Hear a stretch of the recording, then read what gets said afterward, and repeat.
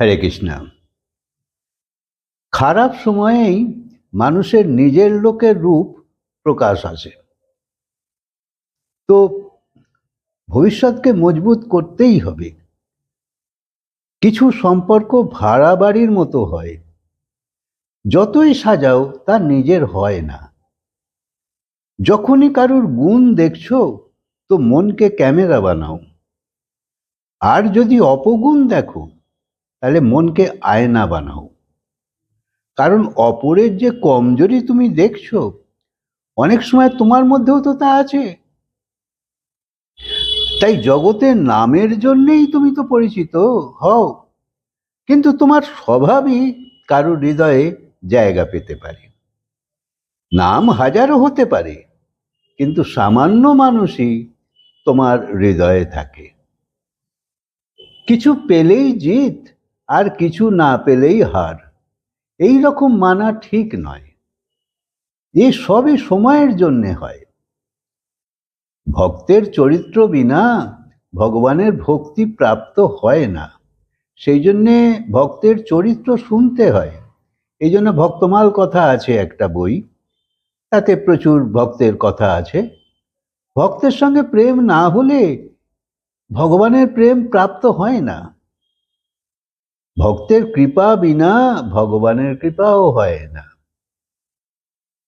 যে জীবনে কেবল ভগবানকে প্রাপ্ত করতে চায় ভক্তকে সরিয়ে রেখে, তো তার কখনো সিদ্ধি প্রাপ্ত হয় না।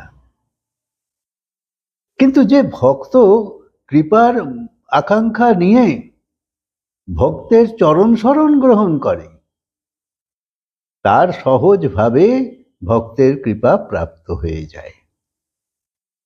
ভগবানের কথা শ্রবণ করতে থাকলে ভগবানের প্রভাবের জ্ঞান হয়, কিন্তু যে ভক্তের কথা শ্রবণ করে তার ভগবানের স্বভাবের জ্ঞান প্রাপ্ত হয়।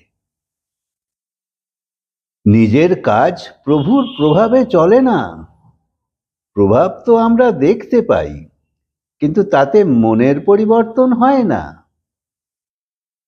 যে কর্ম করছে না সেও বলে এ সবই তার লীলা। যে সর্বনিয়ন্ত্রা সবাইকে দেয়, যারা ভজন করে না তারাও তো মানে। তাই শুধু ভগবানের প্রভাব জানলেই ভক্তি হয় না।